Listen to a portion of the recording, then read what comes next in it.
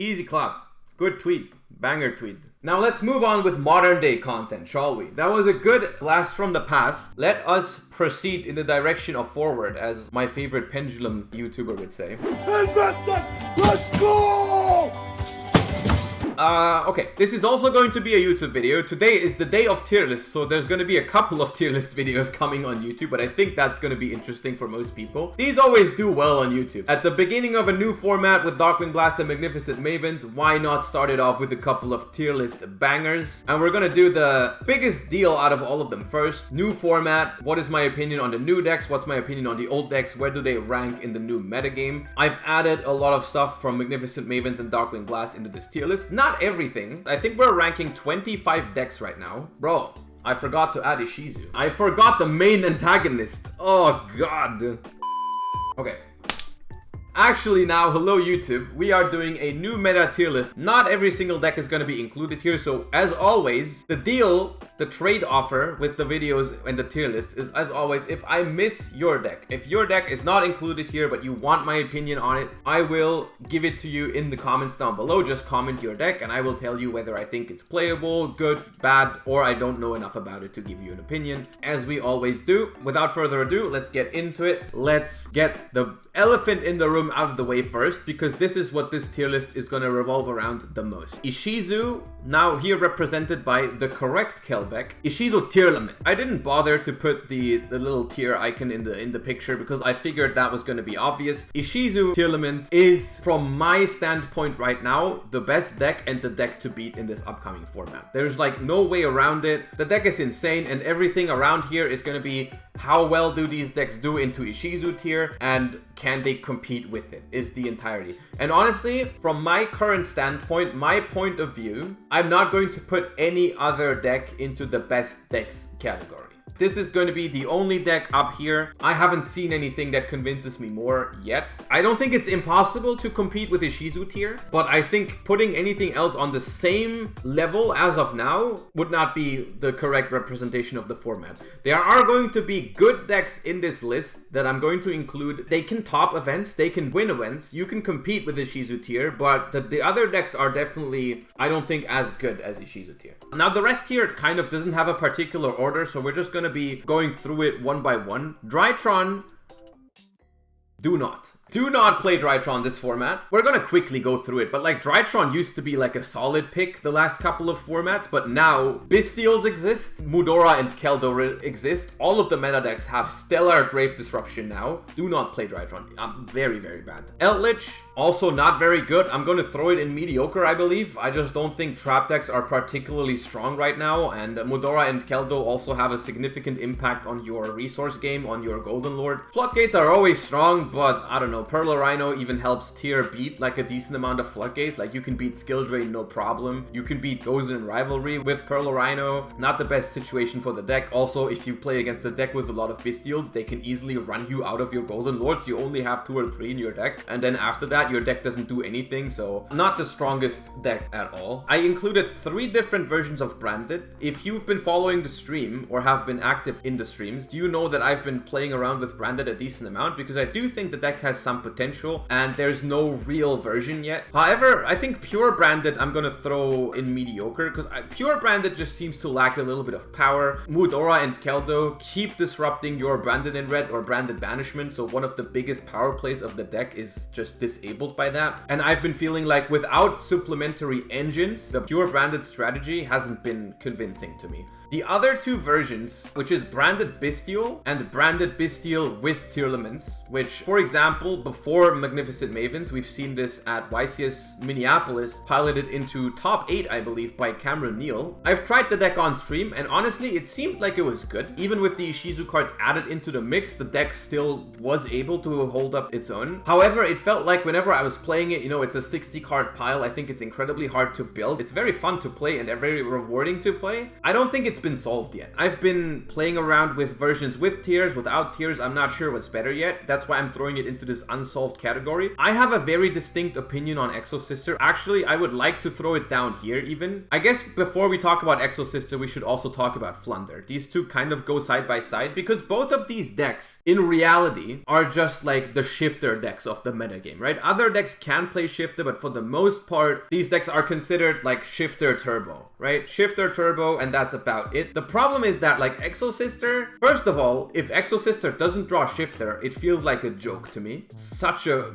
pathetic deck, I feel like. And then even if it draws Shifter, I feel like it can still lose. If we're looking just at Exo Sisters, I would have to put it somewhere into the mediocre category. However, since it's basically just a worse version of Flunder, I think there's no reason to play Exo Sister when you could play Flunder, which Flunder I'm gonna put here. And I know, why is he putting Flunder into good decks? He hates Flunder. I do hate Flunder, but I cannot argue the fact that Flunder is a strong deck in this upcoming format. I know, I'm sorry, Nesh. I'll say one thing. I myself, not even a 0.1% chance that I'm playing Flunder for YCS Dortmund. It's not happening. I personally don't think it's a good choice. But there's a difference between a deck being a good deck or a good choice. I personally don't consider Flunder a good choice, but I consider it a good deck because it does actually have decent matchups if it doesn't break, right? I would like to tell you guys that Flunder is a bad deck, but it's simply not. I'm afraid of playing against Flunder because if it draws a good hand, it beats me. I can be as good as I want. I can draw good hands as much as I want. If they draw a good hand, they can beat me. Please don't advertise it. I'm not advertising it. I'm just being honest in my YouTube videos. That's all I'm doing. I also don't want to play against it. Don't be honest. Nah, I have to be honest in these. Flunder is not going to be a meta deck simply because Flunder loses to itself too often, but Flunder is like the rogue deck that has one of the better chances to keep up with Ishizu. And with that reasoning, I'm going to put Exo Sister in Do Not. Even though in a vacuum, Exo Sister is a mediocre deck, but because Flunder exists, there's no reason to play Exo Sister. I guess it could be. I'm gonna leave it in mediocre because I don't think I'm doing the deck justice if I literally tell you it's unplayable. But it's just worse than Flunder. Just be aware of that. Salad and DDD, they are moving down the tier list as power creep progresses, right? Before Power of the Elements, they were like kind of playable. After Power of the Elements, I said they were like very mediocre. After Darkwing Blast and Magnificent Mavens, they're just moving down the ladder. Eventually, we're gonna have to even exclude them from these because the decks are just getting worse and worse and everything else is getting better and better and better. The decks can't keep up. The decks are too fair. Heroes, mediocre deck, I think, at least has like some auto wins, but even now Dark Angel isn't even that good anymore. I guess it's also a Do Not. Nah, it's also a Do Not. Before we talk about Marincess and Adignister, I want to talk about Mathmech. Mathmech is a mediocre deck at best right now. I've never been a fan of Mathmech. You guys know that. You guys know I don't like Mathmech. It's a hand trap deck. Can't even play Shifter. It's like not awful. It's just such a boring Resident Sleeper deck. Hand traps aren't that good right now. I guess it's at the top of mediocre because it literally is like the prime example of a mediocre deck. Revolves too much around opening circular. If you don't open circular, it's very mediocre or like even terrible. Even if you draw circular, if you go second, you need an insane amount of hand traps. It's like, it wasn't terrible before Darkwing Blast. I agree. But now also with the Bestials, like Bestials are so strong against it as well. It's just like, it's not a good deck. I might even put it like lower than that, like somewhere here. And then in the same vein, Marincess got a cool boost with Zealantis because you can like lock yourself into water, banish your opponent's board, but it's a super niche interaction. I think I'm gonna put both of these into the Do Not category because both of these decks are just worse than Mathmech. They don't suffer against the Bestials as much as Mathmech does, but like I have a hard time imagining anyone doing well with these decks. They are too reliant on their hand traps, on their floodgates, and that's just nah. Giga Chat do anyways. I mean, I'm doing these very much out of the perspective of trying to do as well as possible at a YCS, right? At YCS Dortmund. If you have Marincess and you want to play at locals, it's an absolutely fine locals deck. I'm talking like regional level or above, like big tournaments, competitive environment. I would never consider Marincess or Adignister. I think you're underselling DD a bit. See, that's what they say every time I do these tier lists. Every time I throw DDD in the bottom category, people are like, oh, you're underestimating DDD, and then it ends up doing nothing. Not a single thing. If DDD is that good, bring it to a tournament and do well, maybe I'll reconsider it. But for now, I've never seen the deck do anything relevant ever since like 6 months or something. Yeah, DD Do Not. Bestial Lubellion stands for pure Bestial as a deck, because that exists, and I wanted to include it, even though I haven't heard much talk about it. Bestials in an environment that has Tearlaments as the best deck, which it clearly is. A deck that has the maximum amount of Bestials it can't be that bad. However, I haven't seen a version yet that convinced me, right? I have seen attempts at Dragon Maid Bestials, for example. That seems like an interesting concept to me. That has some potential. I haven't seen it though, so I'm gonna throw it in unsolved because I don't think it's mediocre. I think if you can actually find a good list, I could definitely see someone performing at YCS Dortmund with a Dragon Maid Bestial deck or a pure Bestial deck. It's not out of the question. Maybe a Thunder Dragon Bestial deck is something that can do well. I don't know. It's like, that's up for people to experiment with. I didn't include Thunder Dragon as its own deck because I really don't think it's that viable, but it's interesting to say the least. Moving on, my take on Mystic Mind Sky Striker is... do not.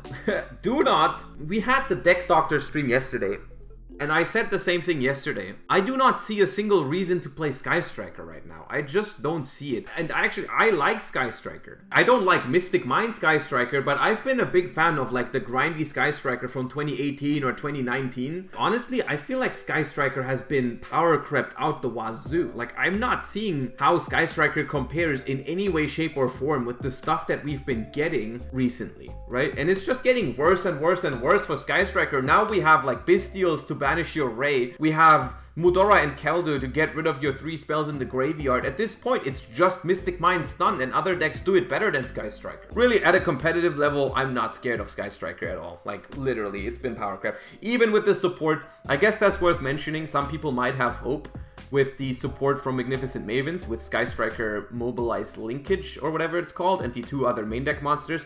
They're not enough. This is why I included it in this thing, because I wanted to talk about it with the new support. It's not enough. Don't cope on it. I hate to be the bearer of bad news if you're a Sky Striker fan, but do not bother. It's not worth it. Rika is for me still, which is crazy. It's so funny to me. After all this time that Rika has been semi-relevant, I feel like people still don't really know how the deck works. And that includes myself. Like, I know what the cards do. If you give me a Rika deck right now, I'm not pulling off the full combo turn 1. I have never learned it. I literally couldn't do it. Even I don't think it's that hard. I think if you learn it once, I think you'll be good to go. I've played against it. I know how to pilot against it a decent amount. I simply, haven't bothered like actually learning the deck. This is why I don't know exactly. My gut feeling would be it's between mediocre and the very bottom of being a good choice. I'm gonna throw it at the top of mediocre, even though I might do this one injustice. This is the one deck on this list that I might not be doing justice with this. You're probably better off asking someone like the UK guys around, like the Disciples, whether this deck is playable this format, honestly. Yeah, I'm gonna leave it here simply because I don't have the knowledge to put it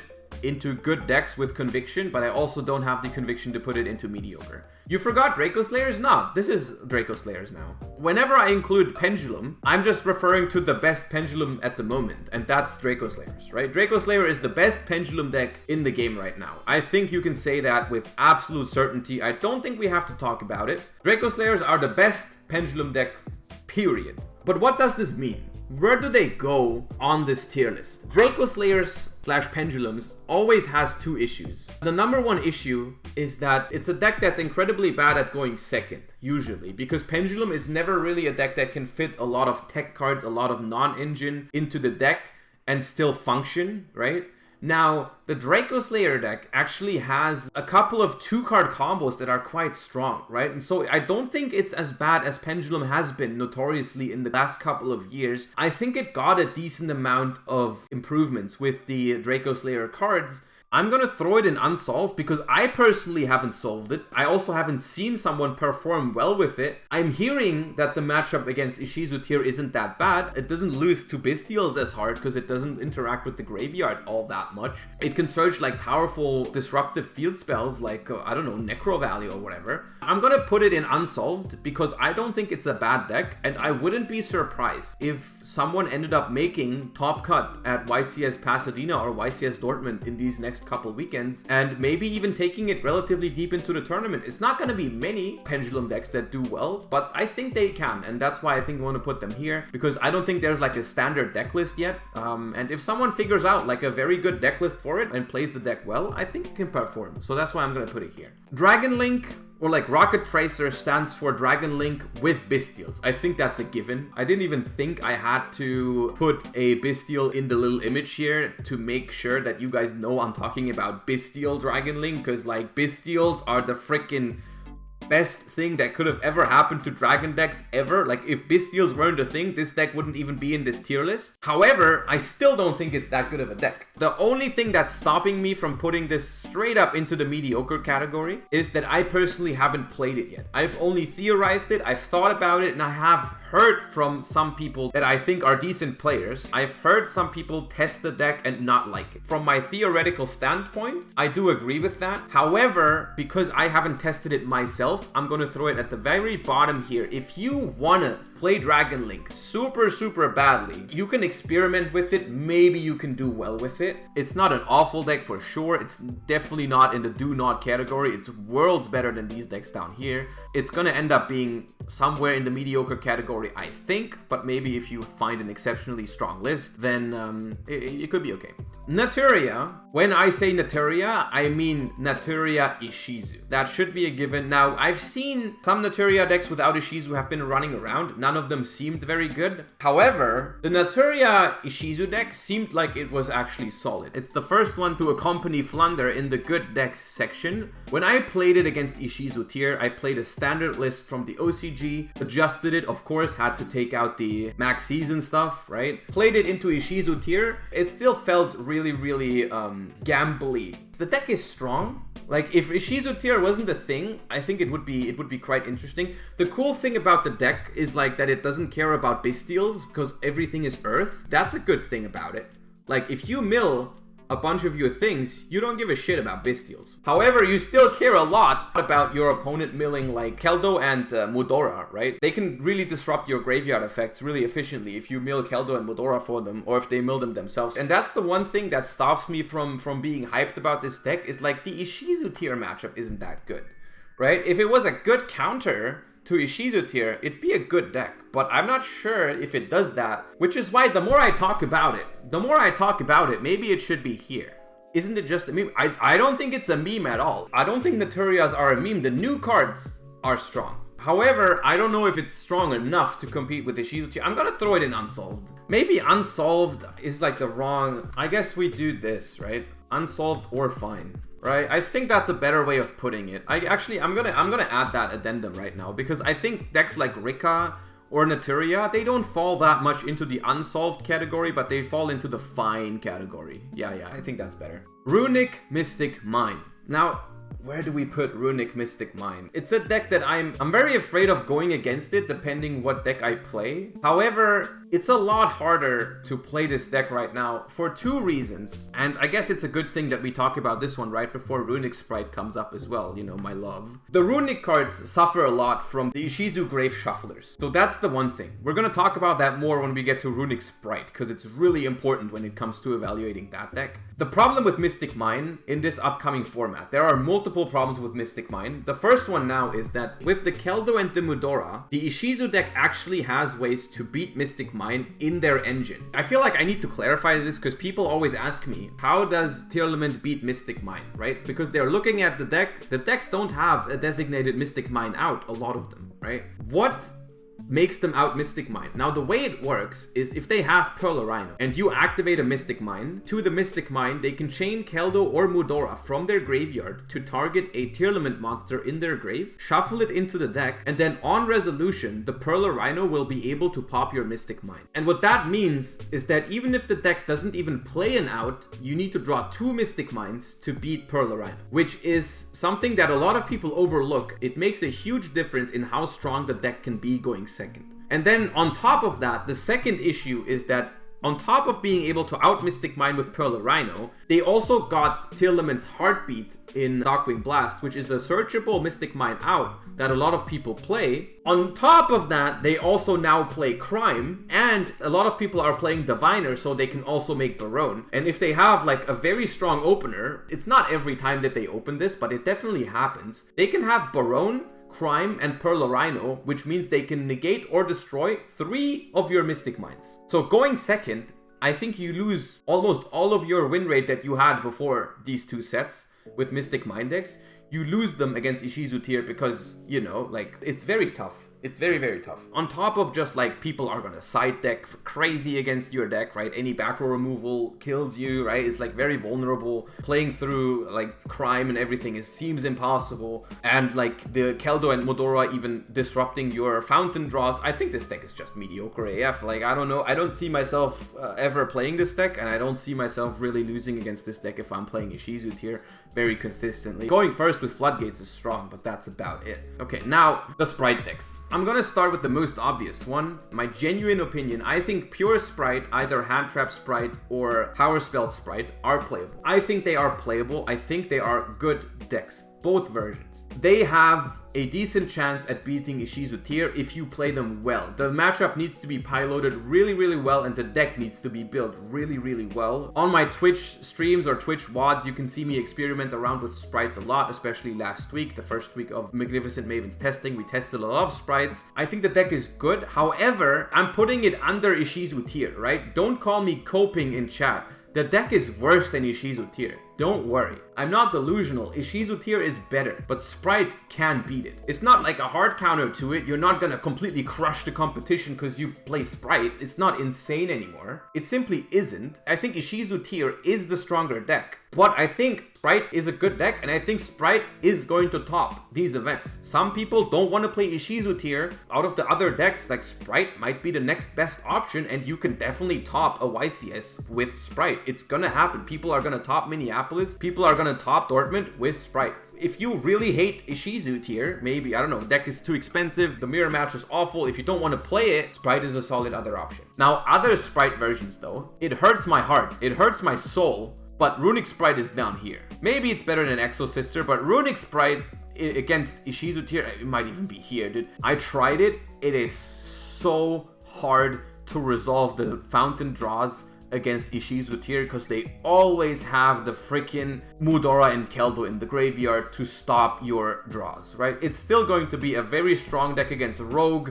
It has strong matchups into other decks, which is the only thing from stopping me from throwing it into the do not category. But the matchup against Ishizu Tear is not good. Mudora and Keldo continuously stopping your fountain draws. You don't have a battle phase to run over things, and you don't even get the benefit of drawing cards. It's so hard to play into Ishizu Tear. I tried it. I won a couple of matches against Ishizu Tear in testing, but I think resolving the fountain draw challenge is like super hard. Going first, it's fine. Going first on your first turn with fountain, you can draw 3, you can set up, you can probably win the game.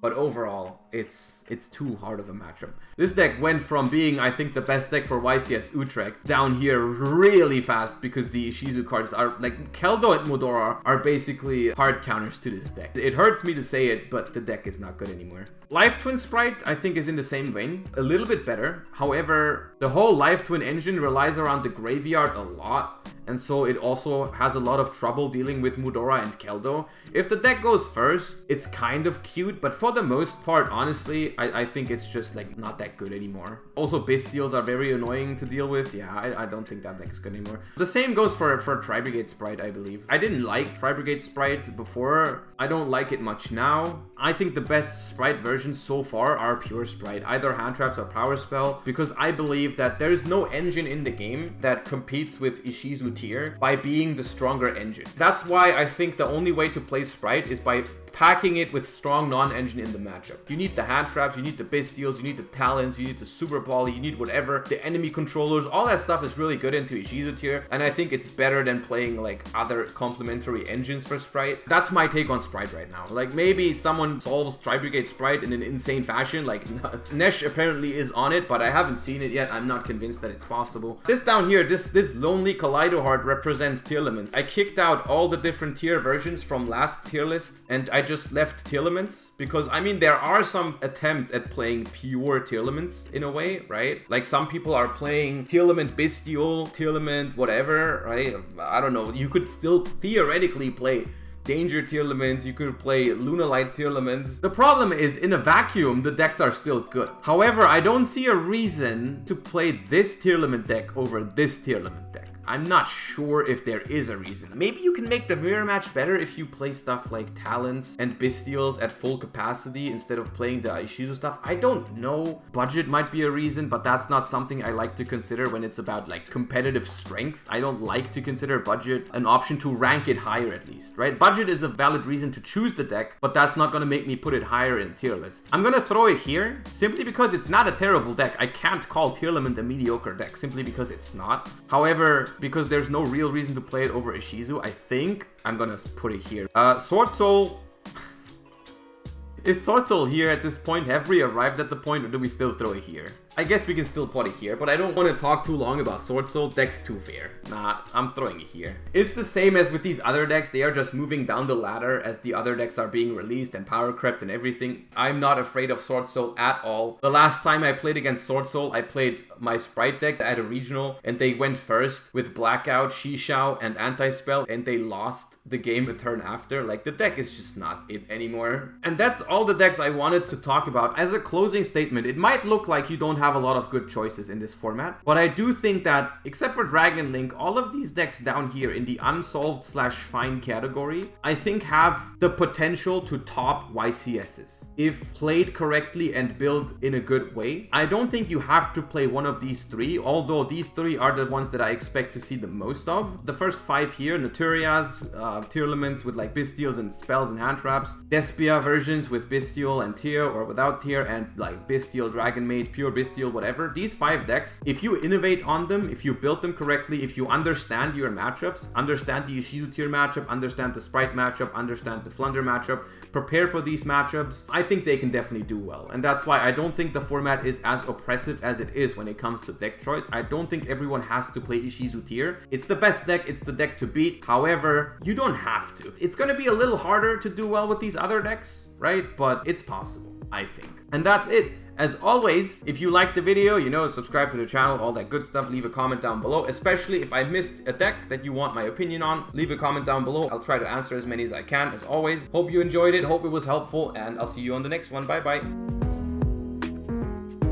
I am in desperate need of a toilet break. Very important.